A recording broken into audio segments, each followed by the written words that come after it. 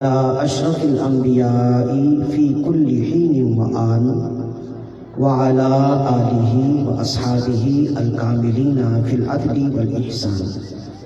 أما بعد فأعوذ بالله من الشيطان الرجيم. بسم الله الرحمن الرحيم. لقد كان لكم في رسول الله أسوة حسنة. صدق الله مولانا العظيم. وقال النبي صلى الله عليه وسلم: إن أعظم النكاح بركة أيسره مؤونة أو كما قال.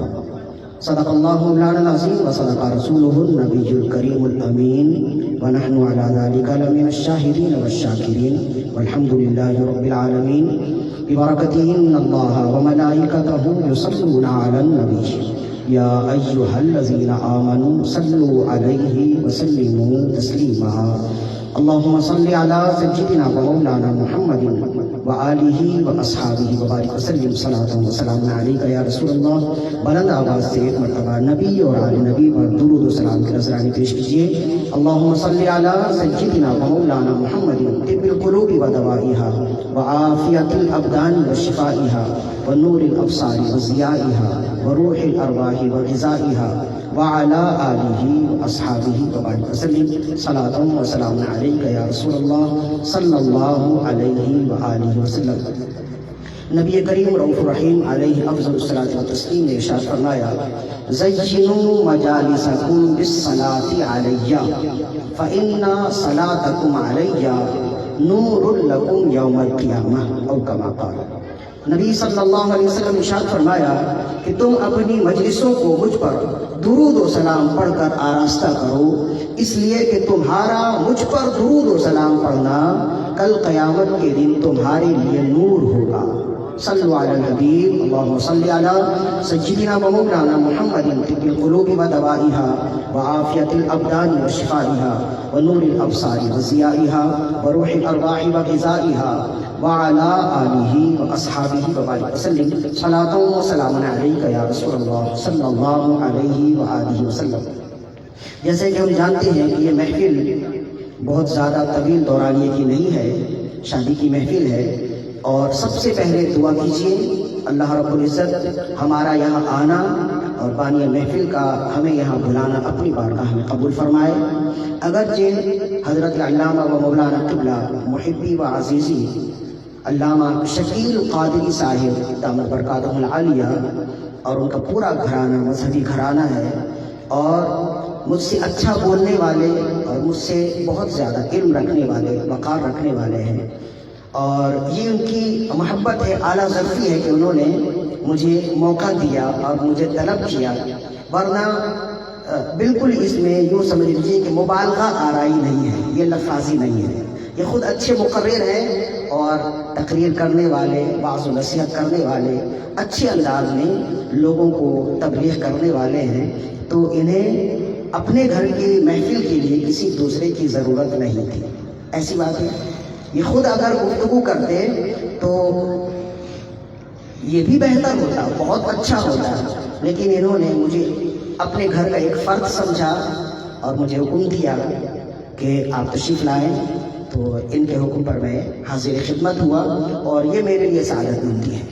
تو سب سے پہلے تو دعا کیجیے کہ اللہ رب العزت ہماری آج کی حاضری اپنی بارگاہ میں قبول فرمائے. حضرت علامہ و مولانا قبلہ شکیل اتاری صاحب سلمہ الباری دامت برکاتہ العالیہ کہ علم میں، عمر میں، صحت میں، ہر طرح سے اللہ رب العزت برکت عطا فرمائے، اور ان کے تمام گھرانے والوں کو اللہ تعالیٰ برکتوں سے مالا مال فرمائے. بالخصوص جن بھائی کا نکاح ہو گیا اور جن بھائی کی شادی کے حوالے سے یہ محفل منعقد کی گئی ہے، ہمارے کاشف بھائی راشد اکبر بھائی، ان کے لیے خاص دعا کیجیے اللہ رب العزت ان کی شادی خانہ آبادی فرمائے، اور آگے کے تمام مراحل میں اللہ رب العزت اپنی خاص برکتوں کا، رحمتوں کا معاملہ رکھے. شادی کی محفل ہے، مختصر سی محفل ہے، اس کے حوالے سے چند باتیں ہیں جو غور طلب ہیں. سب سے پہلے تو ایک مرتبہ درود و سلام کی نذرانی پیش کیجیے. اللہم صلی علی سیدنا و مولانا محمد و آلہ و اصحابہ وبارک وسلم صلاۃ و سلام علیک یا رسول اللہ صلی اللہ علیہ وآلہ وسلم. سب سے پہلی اور اہم بات یہ ہے کہ اہل سنت و جماعت کا مزاج یہ ہے کہ ہمارے ہاں خوشی کی محفل ہو یا کوئی غم کا سما ہو، ہم اسے رسول اللہ صلی اللہ علیہ وسلم اپنے رب کو یاد کر کے رسول اللہ صلی اللہ علیہ وسلم کی محفل کر کے مناتے ہیں۔ اور ہمارا عقیدہ ہے، ہمارا ایمان ہے کہ اگر خوشی کا آغاز نبی صلی اللہ علیہ وسلم کے نام سے کیا جائے، اللہ کے ذکر و اذکار سے کیا جائے، تو ہمارا عقیدہ یہ ہے کہ جس محفل کا آغاز، جس کام کا آغاز، جس خوشی کا آغاز اللہ کے ذکر سے، رسول اللہ صلی اللہ علیہ وسلم پر درود و سلام پڑھ کے اور آپ کی ذات والا صفات پر صلاۃ و سلام پڑھ کے جس کام کا آغاز کیا جائے، اللہ اس میں برکتوں کا نزول فرماتا ہے۔ تو ہمارے ہاں کوئی خوشی کا موقع ہو، خوشی کا معاملہ ہو یا غم کا معاملہ ہو، ہر لحاظ سے، ہر معاملے میں، ہر موقع پر ہم اللہ کا ذکر کرتے ہیں، محفل میلاد کا انعقاد کرتے ہیں۔ اور اس سے نیت یہ ہوتی ہے، اگر خوشی کی محفل ہے تو ہماری نیت اور ہمارا عقیدہ یہ ہے کہ رسول اللہ کے ذکر سے ہماری محفل، اس محفل کے صدقے میں اس خوشی کو اللہ رب العزت دوام عطا فرمائے گا، اس خوشی میں مزید برکتیں عطا کی جائیں گی۔ اور اگر خدا نخواستہ کوئی غم کا سما ہوتا ہے تو اس میں بھی ہم رسول اللہ صلی اللہ علیہ وسلم کا میلاد کرتے ہیں۔ اس میں نیت کیا ہوتی ہے کہ رسول اللہ کے ذکر سے یہ غم کا سما جلدی ہم سے رخصت ہو جائے گا اور پھر اللہ رب العزت اس کے صدقے میں خوشی کا ماحول عطا فرمائے گا۔ لہذا ہمارے ہاں معاملہ یہ ہے کہ سیاہیاں مجھ میں، داغ مجھ میں، جلے اسی کے چراغ مجھ میں، سیاہیاں مجھ میں، داغ مجھ میں، جلے اسی کے چراغ مجھ میں، اثاثہ قلب و جاں وہی ہے، میرا تو سب کچھ میرا نبی ہے، میرا تو سب کچھ میرا نبی ہے، میرا تو سب کچھ میرا نبی ہے۔ تو یہ رسول اللہ صلی اللہ علیہ وسلم کا ذکر ہم ہمیشہ کرتے، اس کی وجہ یہی ہے۔ تو شادی کا موقع ہے، اس حوالے سے چند باتیں ہیں جو غور طلب ہیں۔ سب سے پہلی بات یہ ہے کہ ایک بزرگ گزرے ہیں، حضرت سیدنا شیخ کرمانی رحمہ اللہ، انہیں شجاع کرمانی بھی کہتے ہیں۔ شیخ کرمانی، کرمان ایک علاقہ ہے ایران کا، اور ایران کا دوسرے نمبر پر سب سے بڑا صوبہ ہے کرمان، پاکستان سے قریب کا علاقہ ہے۔ تو وہاں کا ایک بادشاہ، وہاں کے ایک بادشاہ گزرے ہیں شیخ کرمانی، شاہ کرمان انہیں کہتے ہیں۔ بڑا مقام و بڑا مرتبہ انہوں نے پایا۔ ان کے مقام و مرتبہ کو سمجھنے کے لیے سمجھ لیجئے کہ امام احمد نے الزہد میں لکھا، حضرت سہل بن عبداللہ تستری رحمہ اللہ فرماتے ہیں کہ ان کے سامنے ہی ایک کبوتری آئی اور تڑپنے لگی، بہت دور سے اڑتی ہوئی آئی، ایسا محسوس ہو رہا تھا کہ بہت لمبا سفر کر کے آئی ہے۔ تو آپ نے اپنے مریدین سے کہا کہ اسے کچھ کھلاؤ پلاؤ، شاید پیاسی ہے، تھک گئی ہے۔ تو آپ نے اسے کھلایا پلایا، آپ کے مریدین نے۔ جب وہ کبوتری اڑ کر چلی گئی تو لوگ کہنے لگے کہ معاملہ کیا تھا؟ آپ نے فرمایا یہ کبوتری کرمان سے مجھے یہ بتانے کے لیے آئی تھی کہ شیخ کرمانی کا وصال ہو گیا، شاہ کرمان کا وصال ہو گیا ہے۔ تو یہ اللہ والے بھی ایک دوسرے سے تعلق رکھتے ہیں نا۔ تو حضرت سہل بن عبداللہ تستری بڑا مقام و مرتبہ ہے، تو ان کے زمانے میں شاہ کرمان تھے۔ تو چونکہ یہ خود بھی بادشاہ تھے اور اللہ والے تھے، تو دور اطراف سے بڑے بڑے بادشاہان وقت کی جانب سے ان کی بیٹی کے لیے رشتہ مانگا گیا، ان کی بیٹی کے لیے، اس لیے کہ اعلیٰ خاندان بھی تھا اور والد گرامی بزرگ تھے، زہد تقویٰ میں بہت اعلیٰ مقام رکھتے تھے۔ تو اور ایک انسان کو کیا چاہیے؟ تو بادشاہ نے وقت جو بڑے بڑے لوگ تھے وہ اپنے بیٹے کے لیے ان کی بیٹی کا رشتہ طلب کرنے لگے۔ تو جب یہ رشتے کا طلب کرنا زیادہ ہوا تو آپ کے پاس جب ایک بادشاہ آیا، ایک بادشاہ کا پیغامبر آیا، اس نے کہا کہ بادشاہ سلامت اس وجہ سے بھیجا ہے کہ آپ کی بیٹی کے لیے وہ اپنے شہزادے کا رشتہ مانگتے ہیں۔ آپ نے فرمایا مجھے 3 دن کی مہلت دو، پھر اس کے بعد میں جواب دوں گا۔ چنانچہ 3 دن کی مہلت لینے کے بعد آپ نے اپنا حلیہ تبدیل کیا، عامیانہ حلیہ بنایا اور پھر شہر شہر چکر لگانے لگے۔ गांव गांव शहर शहर चक्कर लगाने लगे। एक मस्जिद में आप गए तो आपने देखा कि एक नौजवान है जो इंतहाई खुशू और खुशू के साथ नमाज पढ़ता है। नमाज पढ़ने के बाद अल्लाह का जिक्र करता है, अल्लाह का जिक्र अस्कार करता है, बहुत ही ज्यादा अल्लाह की याद में मुनहमिक है। आपने 2-3 नमाजों में उसे देखा। जब आपने देखा कि वाकई ये बड़ा मुत्तकी और परहेजगार है, बहुत अल्लाह वाला है, तो आप उसके पास गए और आपने उससे उसका नाम पूछा, हाल चाल पूछा। फिर आपने उससे पूछा कि क्या तुम शादीशुदा हो? उसने कहा कि नहीं, मैं शादीशुदा नहीं हूँ। आपने फिर उससे पूछा कि तुम निकाह करना चाहते हो, शादी करना चाहते हो? अर्ज करने लगा, हुजूर मैं तो गरीब हूँ, मेरे पास तो बहुत कुछ भी नहीं है, अपने खाने के लिए नहीं है, तो मैं कैसे अपनी अहलिया। अर्ज करने लगा कि हुजूर मैं तो बड़ा गरीब हूँ, मफलूकुल हाल हूँ, मुझे कौन अपनी बेटी देगा? आपने फरमाया मैं तुम्हें अपनी किस वजह से है? कहा कि ये मैंने सुबह आधी रोटी से सहरी की थी और आधी रोटी इफ्तार के लिए रखी है। तो बेटी कहने लगी कि मुझे घर छोड़ा, मैं ऐसे घर में नहीं रह सकती। तो वो जो नौजवान था वो कहने लगा, मुझे तो पहले ही पता था कि शहजादी एक बादशाह की बेटी इस गरीब खाने में कैसे रह सकती है, अल्लाह अक़साम के खाने खाने वाली ये सूखी रोटी देखकर तो जाहिर है कि वो खातिर कबीरा होगी, उसका दिल दुखेगा। तो मैं तो पहले ही कहता था तुम्हारे वालिद गिरामी ने ही निकाह कर दिया। तो बेटी ने कहा कि इस वजह से मैं तुमसे निकाह करने पर शर्मिंदा नहीं हूँ, इस वजह से मैं तुमसे नाराज नहीं हूँ कि तुमने अपना छोटा सा घर रखा है और सूखी रोटी रखी है, इस वजह से मैं तुमसे नाराज नहीं हूं, बल्कि मैं तुमसे इस वजह से नाराज हूं कि तुमने आइंदा के लिए आधी रोटी जमा करके क्यों रखी? क्या तुम्हें अल्लाह पर भरोसा नहीं है? और फिर वो कहने लगी, मुझे तो हैरत है अपने वालिद गिरामी के पसंद पर। उन्होंने तो कहा था कि बच्चा बड़ा परहेजगार है, बड़ा नेक है और अल्लाह पर बड़ा तवक्कुल है, और मैं तो देखती हूँ कि अल्लाह पर भरोसा तुम्हारा कमजोर है। तो उसने कहा मैं शर्मिंदा हूँ, मुझे मालूम नहीं था कि शहजादियों के भी ऐसे मिजाज होते हैं, शहजादियों का भी ऐसा नजरिया होता है, ऐसा पाकीज़ा नजरिया होता है। तो बेटी कहने लगी, शहजादी कहने लगी कि अब शर्मिंदा होने की जरूरत नहीं है, या तो ये सूखी रोटी घर में रहेगी या मैं घर में रहूंगी। तो उन्होंने कहा कि फिर वो बाहर निकले और सूखी रोटी किसी को खैरात कर दी। फिर उन्होंने कहा कि जो रब तुम्हें सुबह खिलाएगा वही रब तुम्हें रात में भी खिलाएगा। अहलुल्लाह का तरीका यह है कि वो अल्लाह पर कामिल भरोसा रखते हैं। तो ये थे हजरत शाह किरमानी, और ये शाह किरमानी की शहजादी थी जिनका ये वाकया है। इससे बहुत सारी बातें हैं जो गौर तलब है, बहुत सारी बातें जो सीखने की हैं। सबसे पहली बात यह है सीखने की कि जिस तरह से मुश्किल और दुश्वार हमने शादी और निकाह को बना दिया है, कुरून ऊला में या हमारे अकाबिरीन में इसका तसव्वुर नहीं था। हमारे यहाँ हम जिस जमाने में रहते हैं, इस जमाने में नाजायज काम करना, जिना करना आसान हो गया है और निकाह करना, शादी करना बहुत दुश्वार हो गया है।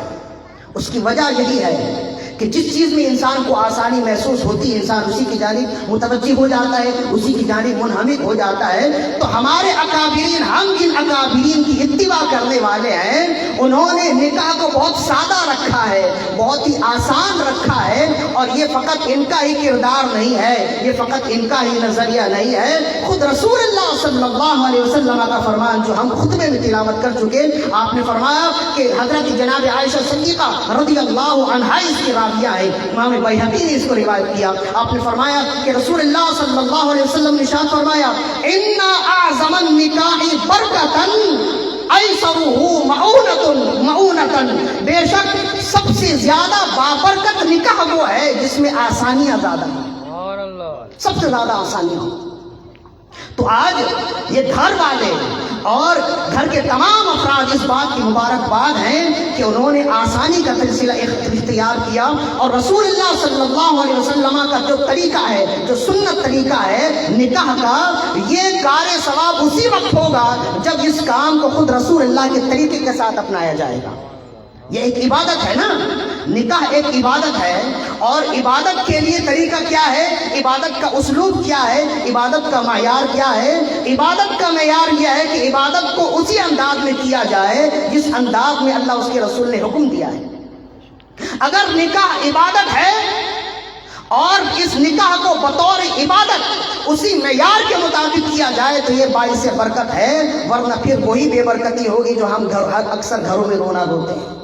آپ دیکھیے کہ نکاح کی برکت کیا ہے اور نکاح کا معیار کیا ہے اور نکاح کی برکت کیا ہے، اور ہمارے اکابرین نے نکاح کو کیسا سمجھا ہے۔ ذرا آپ دیکھیے نا کہ دنیا کا آغاز نکاح سے ہوا ہے۔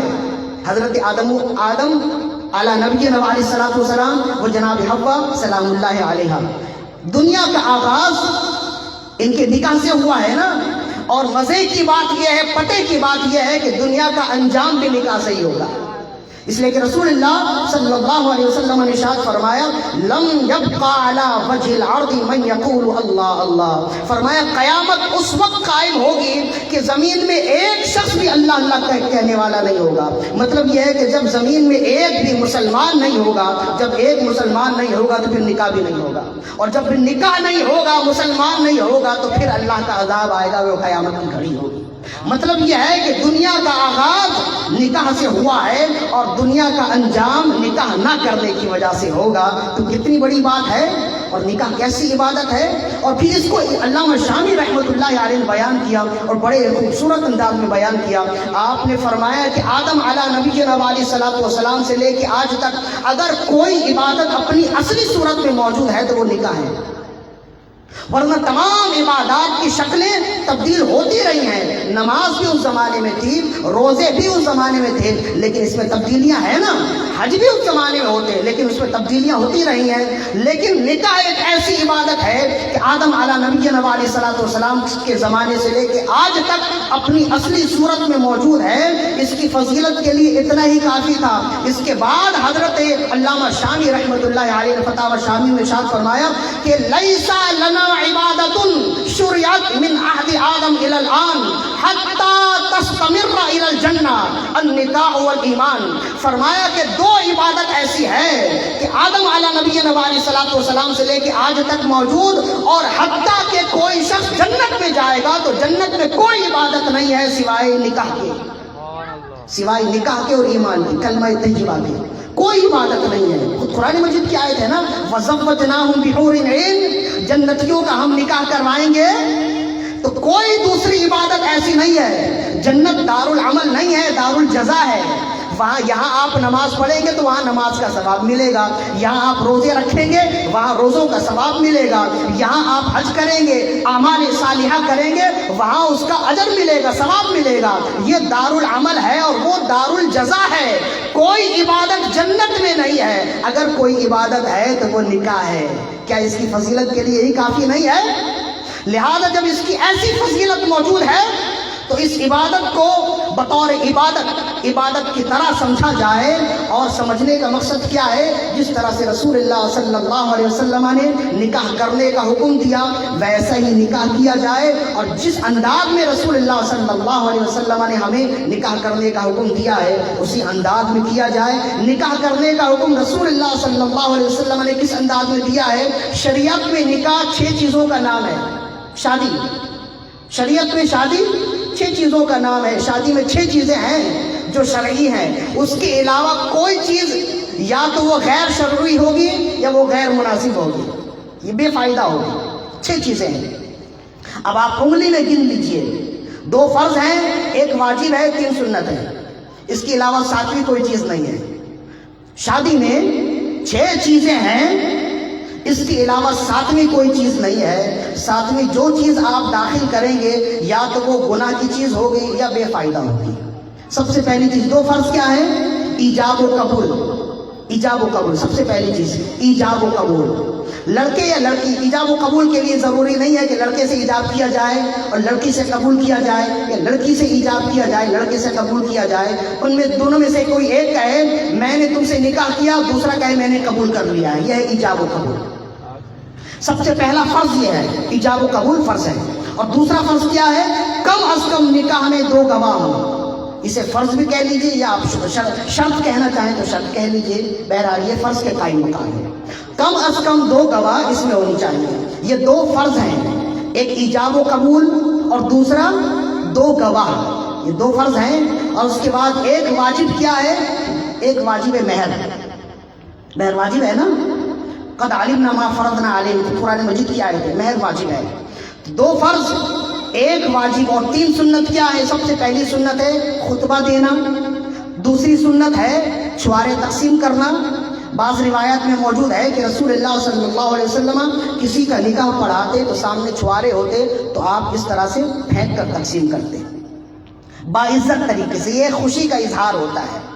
لیکن امام بیہقی رحمہ اللہ نے اس کے تین طرق بیان کیے ہیں، فرمائے تینوں طرق ضعیف ہیں، لہذا بہتر یہ ہے کہ ہاتھوں ہاتھ دیا جائے، پھینک کر نہ دیا جائے۔ لیکن اگر کوئی پھینک کر بھی دیتا ہے تو اس پر اعتراض نہ کیا جائے۔ بہرحال یہ بھی ایک سنت طریقہ ہے۔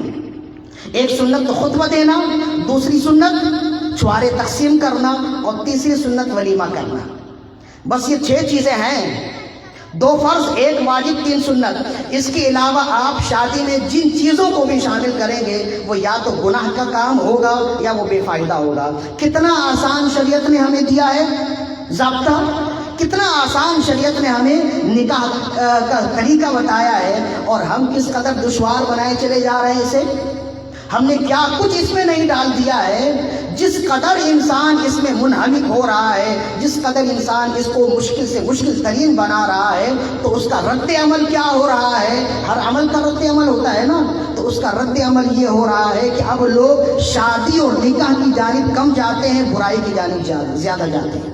لہذا وہ لوگ خوش قسمت ہیں جو اس عبادت کو عبادت کے طریقے پر کرتے ہیں۔ جب وہ اس عبادت کو عبادت کے طریقے پر کرتے ہیں تو پھر اس کی برکتیں بھی سامنے موجود ہوتی ہیں۔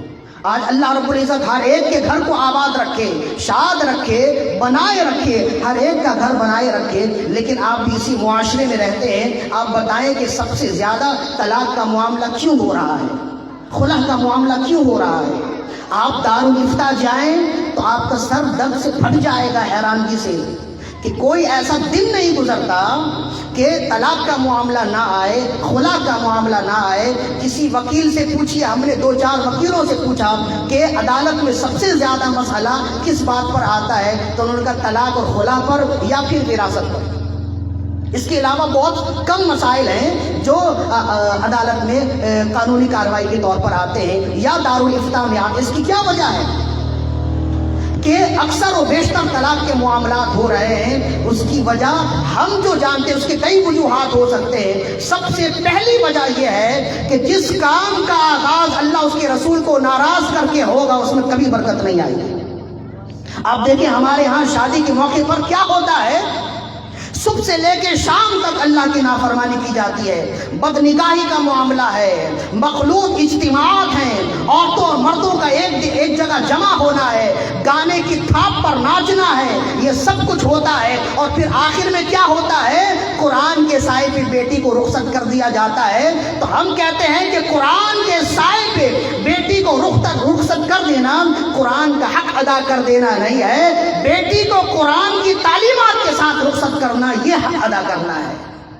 اگر آپ بیٹی کو قرآن کے تعلیمات کے ساتھ رخصت کریں گے تو وہ گھر بسانے والی ہوگی، وہ صبر و ضبط والی ہوگی، وہ قناعت پسند ہوگی۔ ایسا کیوں ہوتا ہے؟ اس کی وجہ یہی ہے کہ جس کام کا آغاز اللہ اس کے رسول کی نافرمانی سے ہو اس میں کبھی برکت نہیں آئے گی۔ تو بہت ہی صاحب برکت ہیں اور صاحب سب داد و تحصیل ہیں وہ لوگ جو اپنے گھر کا آغاز، شادی کا آغاز، نکاح کا آغاز اللہ اس کے رسول کے ذکر سے کرتے ہیں۔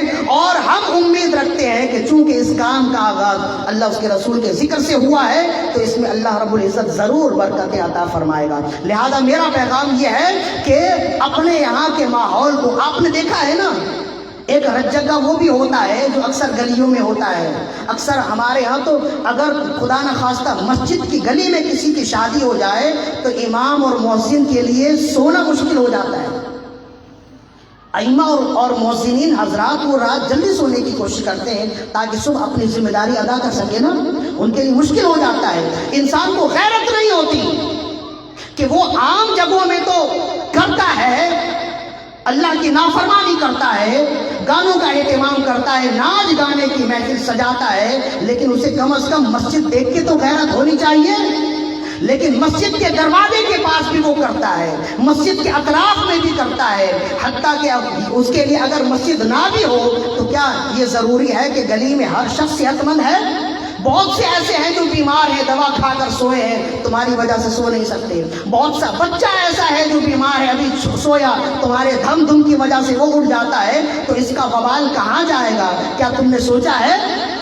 لہذا اس پر غور کرنا ضروری ہے۔ بالخصوص وہ لوگ جو مساجد کے اطراف میں رہتے ہیں، ان کے لیے مساجد کے تقدس کا خیال رکھنا عام لوگوں کے مقابلے میں زیادہ ضروری ہے۔ کیا ہی خوب لوگ تھے۔ حضرت ثابت البنانی رحمہ اللہ کے بارے میں امام ابو نعیم نے حلیۃ الاولیاء میں لکھا، فرماتے کہیں سفر پر جا رہے ہوتے نا، راستے میں جتنی مسجد آتی ہے ہر مسجد میں 2 گانا نماز ادا کرتے۔ راستے میں جتنی مسجد آتی ہے ہر مسجد میں ٹھہرتے، وضو فرماتے، 2 رکعت نماز پڑھتے، پھر آگے جاتے۔ آپ کے مریدین کہتے ہیں کہ 1 ہفتے کا سفر 1 مہینے میں طے ہوتا۔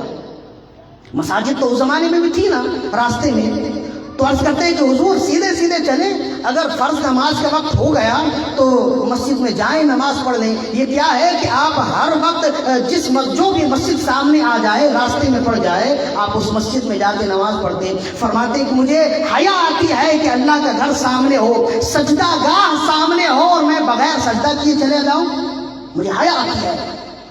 اس وجہ سے میں ہر مسجد میں سجدہ کرتا ہوں، اپنے سجدوں کے نشان چھوڑتا ہوں۔ یہ لوگ تھے، ایسے ہی لوگ ہیں۔ جب مرتے ہیں تو مرنے کے بعد کئی سالوں کے بعد امام محمد بن حسن الشیبانی،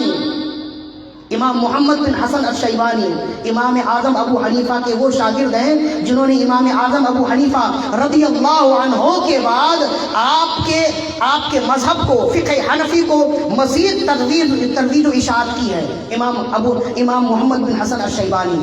اور ایک اور امام حمید الطویل، یہ راوی ہیں، امام بخاری کے بھی راوی ہیں، کہتے ہیں کہ حضرت ثابت البنانی رضی اللہ تعالی تابعین میں سے ہیں، اور حضرت انس بن مالک رضی اللہ عنہ کے داماد ہیں۔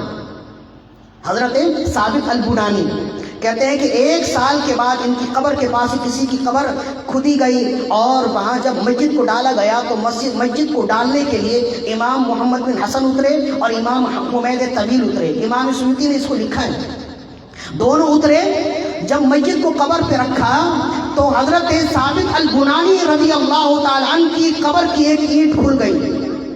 جب اینٹ کھلی تو حضرت محمد بن حسن نے دیکھا اور حمید طویل نے دیکھا کہ حضرت ثابت البنانی رضی اللہ عنہ اپنی قبر میں کھڑے ہو کر نماز پڑھ رہے ہیں، قرآن کی تلاوت کر رہے ہیں، قرآن کی تلاوت کر رہے ہیں۔ ایک روایت میں کھڑے ہو کر نماز پڑھ رہے ہیں، اور ایک روایت میں ہے کہ بیٹھ کر قرآن کی تلاوت کر رہے ہیں۔ حضرت محمد بن حسن نے حضرت حمید طویل سے کہا کیا آپ دیکھ رہے ہیں؟ تو آپ نے فرمایا خاموش ہو جاؤ، یہ باتیں بتانے کی نہیں ہے۔ تو آپ اترے، پھر قبر سے باہر آئے، جو کام تھا وہ کیا، پھر ان کے گھر گئے، ان کی بیٹی سے پوچھا کہ آپ کے والد گرامی کا کیا عمل تھا کہ آج ہم نے ان کی قبر میں دیکھا کہ 1 سال کے بعد بھی وہ قبر میں بیٹھے قرآن پڑھ رہے ہیں، اور جیسے دیکھا کہ یہ ہمیں دیکھ رہے ہیں تو اشارہ کیا کہ اینٹ اپنی جگہ لگا دو۔ آخر کیا بات ہے؟ انہوں نے کہا کہ یہ رات بھر ان کا طریقہ تھا کہ رات بھر عبادت کرتے تھے اور صبح کے وقت دعا کرتے تھے کہ یا اللہ اگر تیری حکمت میں یہ بات ہو کہ تو قبر میں کسی کو قرآن پڑھنے کی اجازت دے تو کسی کو دینا نہ دینا، مجھے ضرور دینا۔ تو کہتے ہیں یہ ان کی عبادت کی برکت ہے کہ آج قبر میں یہ قرآن مجید کی تلاوت کر رہے ہیں۔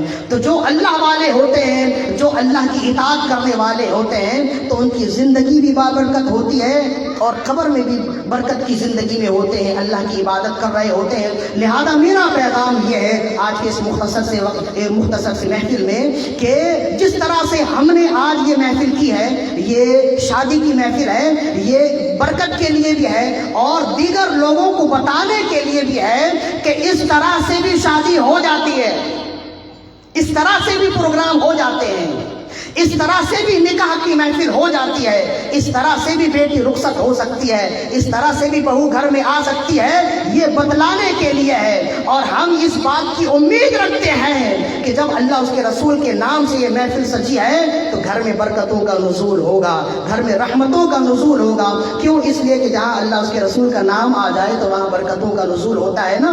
لہذا آپ بھی اگر آپ غیر شادی شدہ ہیں تو اس ماحول کو دیکھیے، طور طریقہ دیکھیے اور نیت کیجئے کہ میری بھی جب شادی ہوگی تو میں ایسی محفل کا انعقاد کروں گا۔ اور اگر آپ شادی شدہ ہیں تو پھر اپنی اولاد کے لیے نیت کیجئے کہ میرے ہاں اگر کبھی شادی کی محفل ہو، شادی کا پروگرام ہو، تو میں اس طرح سے محفل سجاؤں گا تاکہ بیٹی اللہ کے نام کے ساتھ رخصت ہو۔ دو چیزیں ہیں، ایک اور یہ شاہی کرمان کی زندگی سے ہمیں جہاں اور چیزیں معلوم ہوتی ہیں وہاں ایک چیز یہ بھی معلوم ہوتی ہے کہ گھر بسانے کے لیے ایک تو یہ ہے کہ نکاح میں شادی میں سادگی ہونی چاہیے، اللہ اس کے رسول کی نافرمانی نہیں ہونی چاہیے۔ دوسرا یہ کہ جب گھر میں بیٹی آ جائے تو بیٹی کو چاہیے کہ وہ قناعت پسند ہو۔ اور دو چیزیں ہیں، ایک بیوی کو قناعت پسند ہونا چاہیے، شوہر کو غصے پر قابو رکھنے والا ہونا چاہیے۔ جب یہ دو چیزیں ہوں گی گھر آسانی کے ساتھ چلے گا اور ترقی کرے گا اور نبھ جائے گا۔ ہمارے آباء و اجداد کا گھر نبھ گیا، اس کے اور بھی وجوہات تھے، اس کی سب سے بڑی وجہ تھی کہ وہ اس طرح کے طور طریقے نہیں کرتے تھے، ان کی شادیوں میں سادگی ہوتی تھی، اس وجہ سے اللہ نے برکتیں رکھی تھی۔ اور ہمارے اکثر و بیشتر شادی ٹوٹ جایا کرتی ہے، شادی ختم ہو جایا کرتی ہے، خدا نخواستہ طلاق کا معاملہ ہو جاتا ہے۔ اس کی وجہ یہی ہے کہ جس کام کا آغاز اللہ اس کے رسول کو ناراض کر کے ہوگا۔ آپ دیکھیے نا، شادی کے گھر میں جس کے گھر میں شادی ہو رہی ہو، چاہے وہ بیٹے والے ہوں یا بیٹی والے ہوں، کوشش کرتے ہیں کہ خاندان کا ایک ایک فرد راضی ہو جائے۔ ماموں کو بھی راضی کرنا ہے، خالہ کو بھی راضی کرنا ہے، خالو کو بھی راضی کرنا ہے، اچھا لباس دینا ہے، بہنوں کو بھی راضی کرنا ہے، سب کو راضی، حتیٰ کہ گھر میں اگر کوئی ملازمہ ہو تو اسے بھی خوش کرنا ہے، اسے بھی کچھ لباس دینا ہے، کچھ پیسے دینے ہیں تاکہ وہ بھی خوش ہو جائے۔ تم نے ہر ایک کو خوش کرنے کا اہتمام کر لیا، سوال یہ ہے کہ کیا تم نے اللہ اس کے رسول کو بھی خوش کیا ہے کہ نہیں؟ ساری دنیا کو خوش کر لو، اگر اللہ اس کا رسول ناراض ہے تو کچھ بھی نہیں ہے، صفر ہے۔ اور اگر اللہ اس کا رسول راضی ہے، ساری دنیا ناراض رہے تو ہوتا کچھ بھی نہیں ہے۔ لہذا اس طرح کے موقع پر ہم جو مختلف دنیا داری میں الجھ جاتے ہیں نا، اس کی وجہ یہی ہے کہ ہم کہتے ہیں لوگ کیا کہیں گے۔ تو ہمارے اکابرین کہتے ہیں کہ اگر تم اچھی زندگی چاہتے ہو تو اپنی زندگی سے یہ جملہ نکال دو، لوگ کیا کہیں گے۔ جب تم اپنی زندگی سے یہ جملہ نکال دو گے تو تمہاری زندگی اچھی ہو جائے گی اور آسان ہو جائے گی، ہر کام کرنا تمہارے لیے آسان ہو جائے گا۔ انسان بڑے سے بڑا گناہ فقط اس وجہ سے کرتا ہے کہ اگر میں نے نہ کیا تو لوگ کیا کہیں گے۔ انسان کو بالخصوص مسلمان کو یہ کبھی نہیں سوچنا چاہیے کہ لوگ کیا کہیں گے، بلکہ ہمیشہ یہ سوچنا چاہیے کہ اللہ کیا کہے گا، اللہ کے رسول کی بارگاہ میں جائیں گے تو کیا جواب دیں گے۔ جب یہ نظریہ ہوگا تو ہر مشکل کام آسان ہو جائے گا، ورنہ پھر انسان گناہوں کے دلدل میں گھستا چلا جاتا ہے۔ اللہ تعالیٰ سے دعا ہے کہ رب ذوالجلال ہماری آج کی حاضری اپنی بارگاہ میں قبول و مقبول فرمائے۔